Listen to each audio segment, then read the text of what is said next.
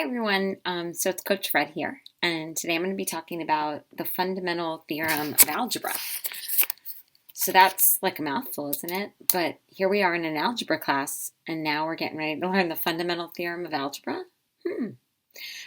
So actually it was figured out by Frederick Gauss a long time ago, and you've heard us mention Gauss before. Mr. Kress talked in class about Gauss and his involvement with the number I. But let's look at the fundamental theorem of algebra, and I've mentioned it to you already, but you can see I have different equations here that have varying degrees. So 2x minus 1, we would call that a first degree polynomial, or a linear equation. We have a quadratic, we have a cubic, we have another cubic, and their degree, because they're all in standard form, is the highest exponent of any of their terms when they're in standard form, right? And so degree 1 polynomial, you'll see it has one solution. Degree 2, it has two solutions. Degree 3, it has three solutions. And then this degree 3 also has three solutions. Now, this one's interesting, though, because you might see that two of them are the same. We call that a double root. We know that means there's a multiplicity of 2, so the graph bounces at that solution. And we have to count it twice because of that. So that ensures that I have the number of solutions meeting my degree. Now, they don't have to all be real. For example, this one has an imaginary solution, which we've learned that it doesn't cross the x-axis. But in general, the exponent's going to tell me how many general solutions I have, whether they're real or not. All right, so pretty easy. It says find the number of solutions. It doesn't ask you to find them. Just find the number. How many solutions does the equation x cubed plus 3x squared plus 16x plus 48 equals 0 have? Well, it has three solutions. How many zeros does the function x to the fourth plus 6x cubed plus 12x squared plus 8x have? Well, it has 4. And we're going to be talking about the relationship with all those terms. But let's put all of this together. So here we've got, it says find the zeros of a polynomial function. So I know that there's 5 zeros because it's a degree 5 polynomial. So to start, I'm going to start with the rational root theorem, the RRT. I'm going to find some possible zeros. Okay, so I've got my P and my Q. So I'm going to write down all my factors of P over all my factors of Q. So I've got 1 and 8, and I've got 2 and 4.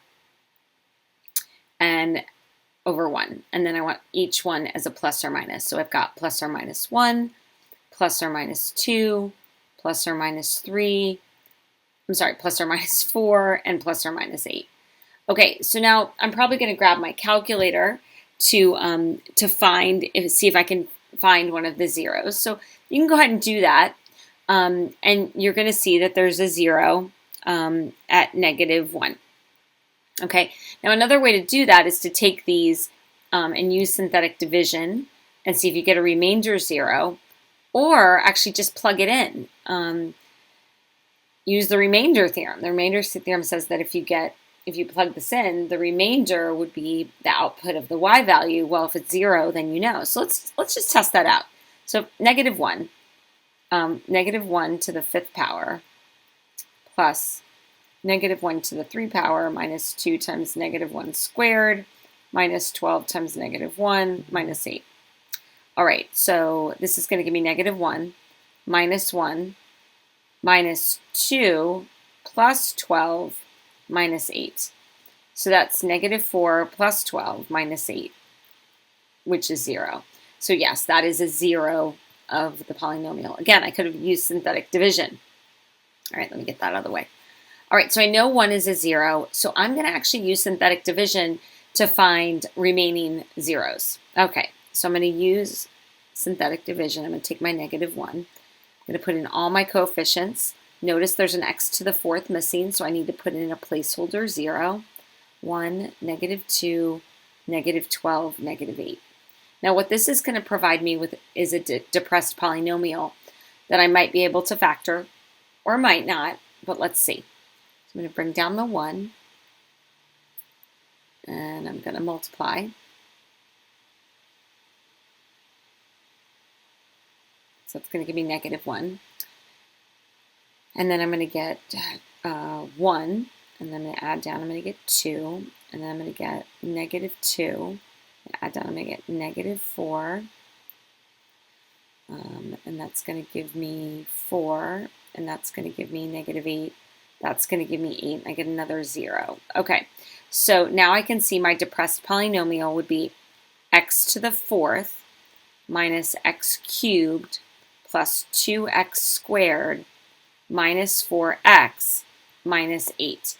Okay, so this is actually still a polynomial that you can't factor. There's too many terms. You have not learned how to factor that, and there's no greatest common factor. So I'm actually going to try another root. I'm going to try another one of these. And I think I'm going to try, based on the graph I saw, I'm going to try 2. So I'm going to do 2, and I'm going to do synthetic division again.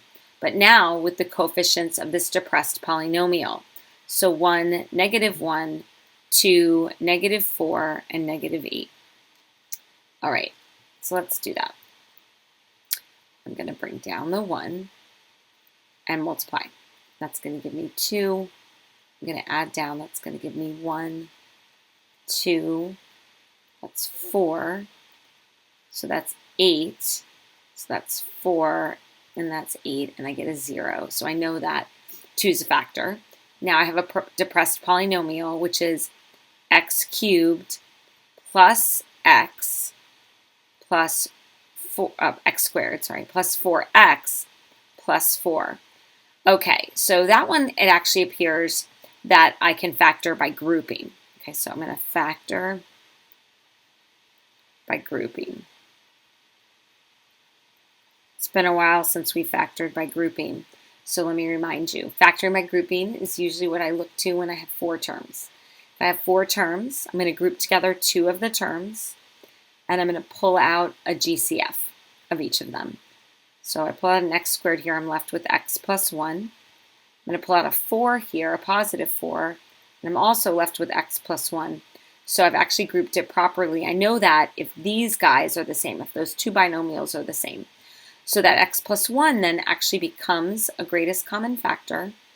So I pull it out to the front, and then I'm left with x squared plus 4. All right, so let's talk that through. We have this factor of x plus 1, and let me move it down. We have this factor of x plus 1. We have the factor of x minus 2 that we came up with that second one. We have another x plus 1 here. And we have x squared plus 4. Okay, so I'm going to rewrite this. I'm going to write this as x plus 1 squared, x minus 2, x squared plus 4. Okay, so I have a function now. I have a polynomial function, but it said to find all the zeros. Okay, so I'm going to set each factor equal to 0, so I can see that I'm going to get x equals -1. I'm going to get it twice. I'm going to get 2, and then x squared plus 4 equals 0. I'm going to subtract 4, and now I'm going to take the square root of both sides. So that's going to give me x equals plus or minus 2i. So 2i and -2i.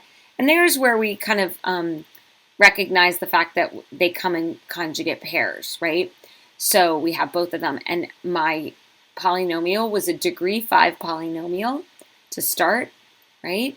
So we knew we had 5 solutions, but we also now recognize that we have 3 real, 2 imaginary.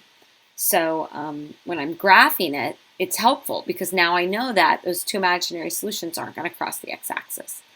All right, so that's a little bit on the fundamental theorem of algebra. Hopefully that was helpful, and have a great day.